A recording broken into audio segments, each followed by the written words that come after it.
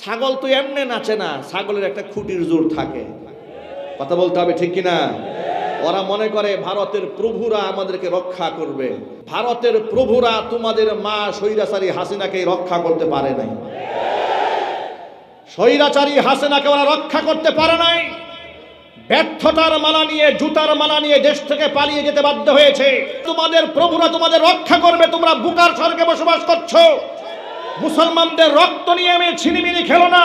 মুসলমানের রক্ত যারা একবার পান করেছে ধ্বংস অনিবার্য হয়েছে। তোমাদেরকে বাংলার জমিন থেকে নিশ্চিহ্ন করে দেওয়ার জন্য মুসলমানরা প্রস্তুত হয়ে আছে। রাজিয়া শরীফের দুহাত দেখতে চায়। যত প্রকার ইলেকট্রনিক মিডিয়া আছে, প্রিন্ট মিডিয়া আছে, ওই মিডিয়াগুলো কিন্তু আলেমদের কথা কাভারেজ দেয় না। আজকে গোটা দুনিয়াতে আলেমদের বক্তব্য এই সমস্ত ইউটিউব চ্যানেলের মাধ্যমে এমনভাবে ছড়িয়ে পড়েছে যে প্রথম সারির মিডিয়ার দিকে মানুষ এখন ফিরেও তাকায় না। আর মিডিয়াতে যা প্রচার করে মানুষ এগুলো বিশ্বাসও করে না। ঠিক কিনা বলেন?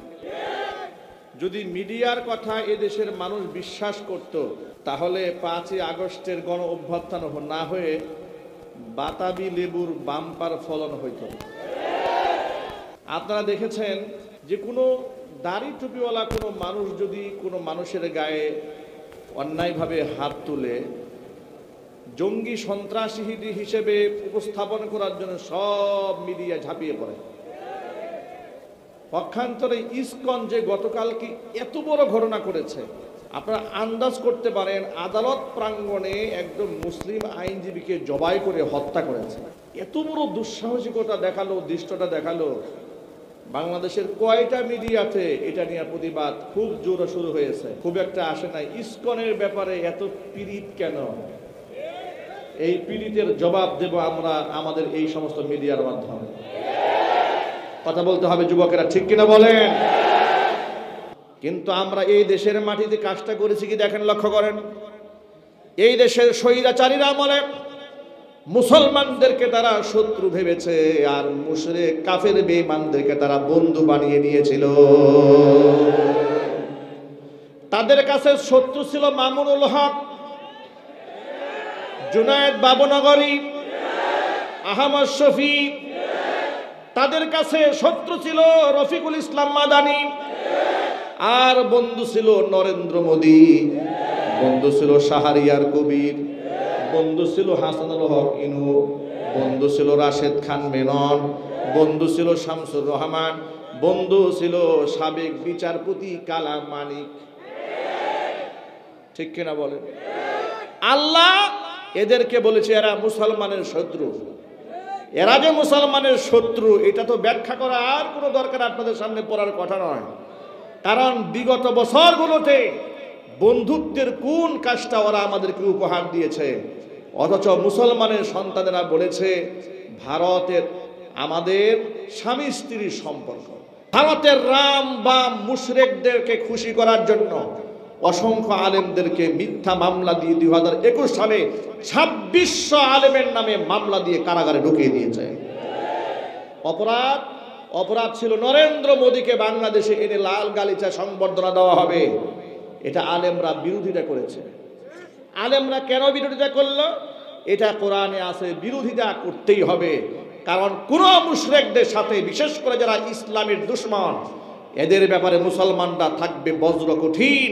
কোরআন বলেছে আশিদ্দাউ আলাল কুফারি রুহামাউ বাইনাহুম, মুসলমান একে অপরের জন্য জীবন দিয়ে ফেলবে। কিন্তু যে সমস্ত কুখ্যাত কাফের, গুজরাটের খসাই খনি, নরেন্দ্র মোদী, যারা 500 বছরের পুরাতন ঐতিহ্যের মসজিদ বাবরি মসজিদকে ভেঙে দিয়ে রাম মন্দির নির্মাণ করেছে, তাদের সাথে মুসলমানদের কোনোদিন হৃদয়ের সম্পর্ক থাকতে পারে না। গরু খাওয়ার অপরাধে মুসলিম যুবককে পিটিয়ে হত্যা করেছে। ফ্রিজে গরুর মাংস আছে এ কথা বলে জবাই করে মুসলমানদেরকে যারা হত্যা করেছে। এমনকি এখনো পর্যন্ত আমি আপনাদের সামনে অন দ্য রেকর্ড ভিডিও দেখাতে পারবো, মুসলিমদেরকে মুখের মধ্যে দাড়ি এরকম জোর করে টেনে ধরে জয় শ্রীরাম স্লোগান দেওয়ানো হচ্ছে। এমনকি মুসলিমদেরকে বাড়িঘরে আগুন ধরিয়ে দিয়েছে, মুসলিমদের মসজিদগুলা ভেঙে গুড়িয়ে দিয়েছে। এমন কাজ যার নেতৃত্বে হয় তাকে 90 থেকে 95% মুসলমানের দেশে সুবর্ণ জয়ন্তী অনুষ্ঠানে প্রধান অতিথি করে রাষ্ট্রীয় মেহমান করে লাল গালিচা সংবর্ধনা দেওয়া হবে। এটা পৃথিবীর নিকৃষ্ট কাফেরের কলিজা মানতে পারে, কিন্তু মুসলমানের কলিজা মানতে পারে না। নরেন্দ্র মোদীর বিরোধিতা আলেমরা কেন করেছে? কারণ সে হলো ইসলামের দুশমন।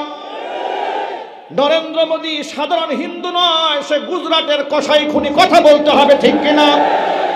নরেন্দ্র মোদী হচ্ছে সেই কুখ্যাত কাফের, বাংলাদেশের স্বাধীনতা সার্বভৌমত্বকে নষ্ট করার জন্য সবসময় ষড়যন্ত্র চালায়। ইসকন নামক দালালদেরকে লেলিয়ে দিয়েছে বাংলাদেশের দাঙ্গা লাগাইয়া দেওয়ার জন্য, যার জন্য পায়ে পাড়া দিয়ে ঝগড়া করছে। বিশেষ করে যেই আওয়ামী জাহিলিয়াতের কাজের উপর ভর দিয়া বিগত 16 বছর তারা হিন্দুত্ববাদ প্রতিষ্ঠার জন্য আন্দোলন করেছে বাংলাদেশে, মাত্র 5% জনসংখ্যা হয়ে সরকারি চাকরির প্রশাসনিক কোঠায় 25% সুবিধা ওরা ভোগ করেছে।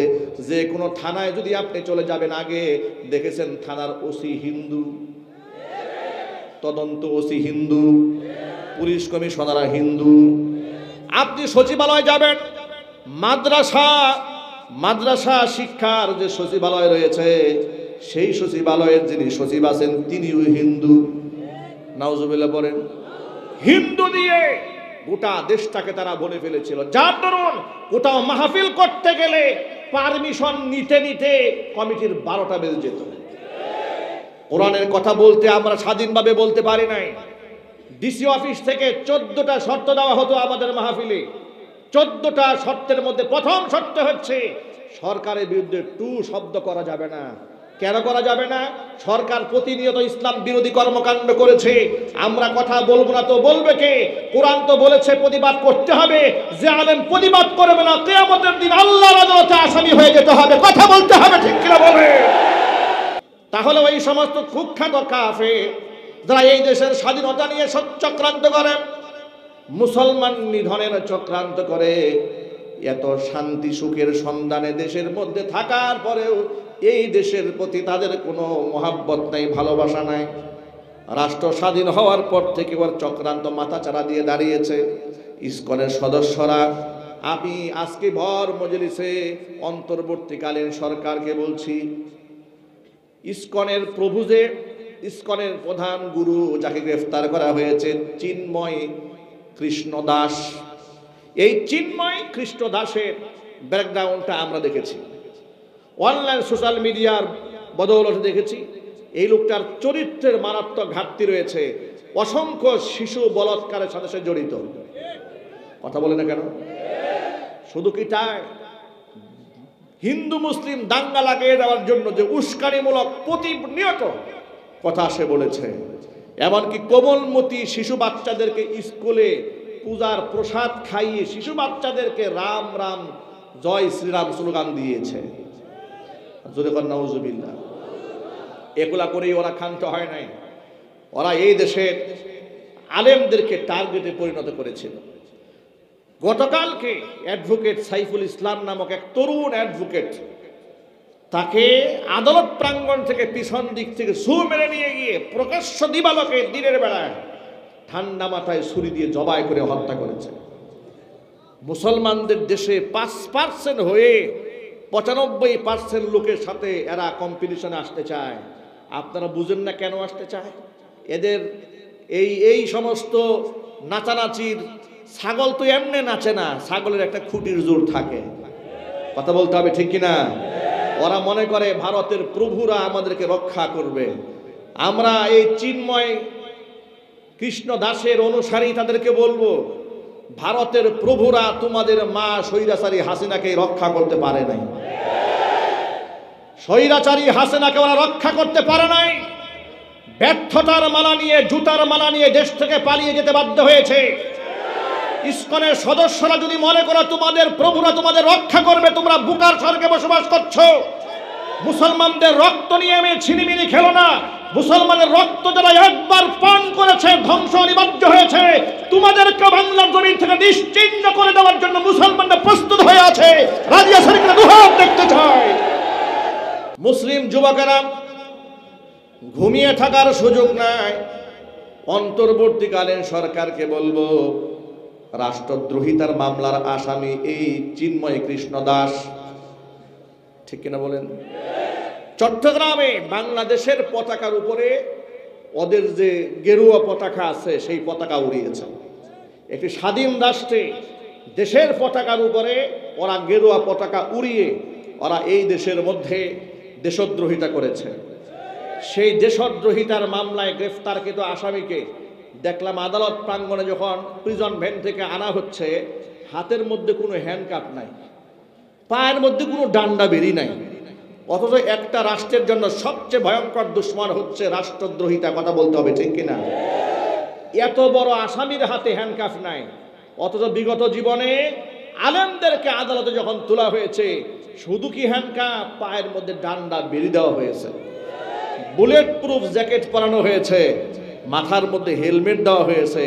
দৃশ্য দেখে মনে হয় কত বড় সন্ত্রাসীকে আদালত প্রাঙ্গণে আনা হচ্ছে।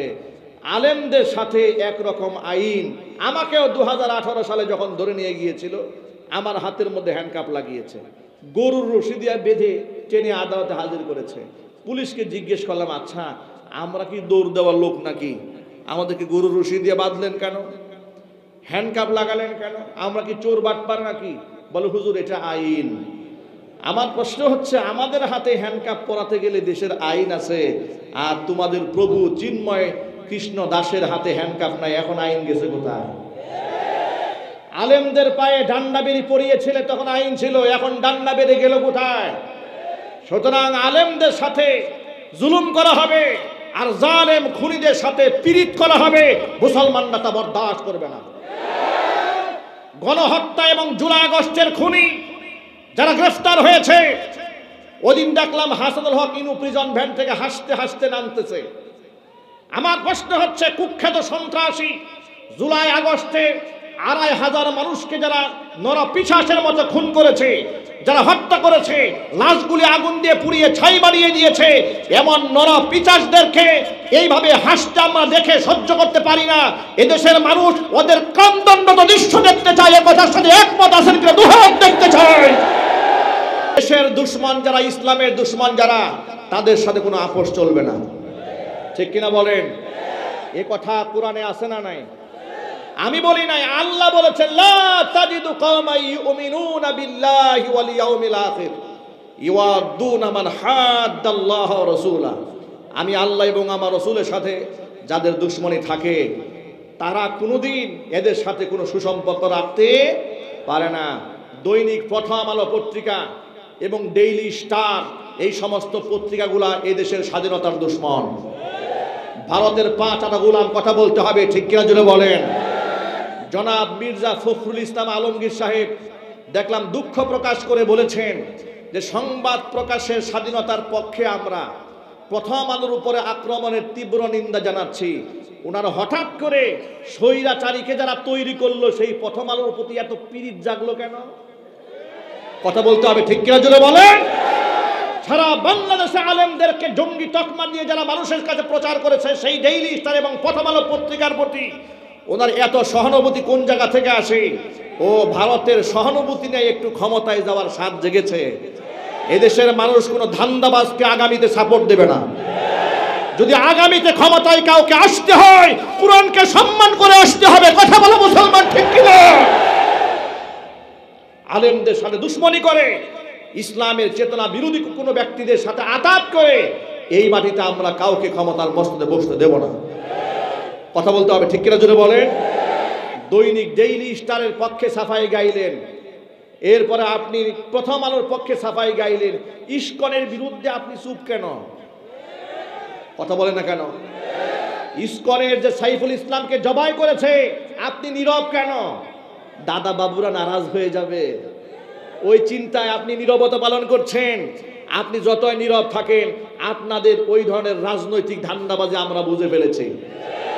আপনাদেরকে স্পষ্ট বার্তা জানিয়ে দেই, এদেশে আওয়ামী জাহিলিয়াতকে এদেশের সাধারণ মুসলমানরা মোকাবেলা করেছে, ছাত্ররা মোকাবেলা করেছে, কারণ তারা ভারতের দাবিদারি করেছে। সামনেও যারা কাফেরদের দাবিদারি করবে, তাদেরকেও মুসলমানরা জুতা পিটা করে ছাড়বে, জুড়ে বলতে হবে, ঠিক কিনা? মুসলমানেরা এক হয়ে যেতে হবে। সামনের বাংলাদেশ হবে কোরআনের বাংলাদেশ। আলেম ওলামারা ইতোমধ্যে এক হয়ে যাচ্ছে। গত কয়েকদিন আগে আপনারা নিশ্চয়ই দেখেছেন, আল্লামা মাহমুদুল হক হাফিজাহুল্লাহ এবং নায়েবে আমিরুল মুজাহিদিন সহ চরমনাই পিসা হুজুররা একসাথে বসে পড়েছে। তারা আশার বাণী জাতিকে শুনিয়েছে যে আমরা ইনশাল্লাহ এক হয়ে যাচ্ছি, আপনারা প্রস্তুত হন। আচ্ছা, আমি আপনাদের জানতে চাচ্ছি, যদি আলেমরা এক হয়ে যায়, আলেমদের সাথে আপনারা থাকতে রাজি আছেন? কারা কারা রাজি আছেন দুহাত দেখতে চাই। মনে রাখবেন, এই দেশের আলেমরা আর বেনামাজির পিছনে দাঁড়িয়ে থাকবে না, মিথ্যাবাদী ঘুষখোর লম্পটদের কাতারে আর দাঁড়াবে না। তারা এখন সৎ নেতৃত্ব চাচ্ছে, সৎ ব্যক্তিদেরকে সামনে আনতে চাচ্ছে, এমনকি এই দেশে কোরআনে কারিমের আহকামাত বাস্তবায়ন দেখতে চাচ্ছেন। এই স্বপ্ন আপনারা দেখেন তো ইনশাআল্লাহ। আল্লাহ তাআলা সকলকে কবুল করেন, মঞ্জুর করেন। এ কথা বললে অনেকেই কষ্ট পান, নারাজ হন, যাহারে হুজুর যেগুলো না বললেও পারতো। ভাই, আমাদের কিচ্ছু করার নাই, আমাদের বলতে হবে। আপনি নারাজ হলে আমাদের কিচ্ছু যায় আসে না, আমার আল্লাহ নারাজ হয়ে গেলে আমার খবর আছে। যুবকেরা, আল্লাহর পথে চলতে হবে, আল্লাহর কথা বলতে হবে। ভয় আছে নাকি আপনাদের? ভয়কে জয় করে ফেলতে হবে ইনশাআল্লাহ। মনে রাখবেন, এই পৃথিবীতে আপনি হয়তো ফুটবল হবেন, না হয় ফুটবল প্লেয়ার হবেন, যে কোনো একটা হতে হবে। যদি আপনি ভয় পান তাহলে আপনি লাথি খাবেন, যদি আপনি ঘুরে দাঁড়ান তাহলে লাথি আপনি দেবেন। এবার আপনি বলেন, লাথি খাবেন না দেবেন? যদি বলতে হবে, ইসলামের দুশ্মনদেরকে লাথি দিতে চান কারা কারা? হাত দেখতে চায়। আল্লাহ তুমি সকলকে ইমানি শক্তি বৃদ্ধি করে দাও। চিৎকার দিয়ে এখন আল্লাহুম্মা আমিন। আল্লাহ উলামাদের ঐক্যের ভিতকে তুমি মজবুত বানায়া দাও। আল্লাহ এই সম্মেলনকে কবুল করে নাও। আল্লাহ আমাদের ইমানি শক্তিকে বৃদ্ধি করে দাও। হাত নামান। আল্লাহ তাআলা আপনাদের সামনে এতক্ষণ পর্যন্ত যে কথাগুলো বলেছি, সবার আগে আমাকে, আমার ভাইদেরকে, মা বোনদেরকে সকলকে আমল করার তৌফিক দান করেন, আমিন।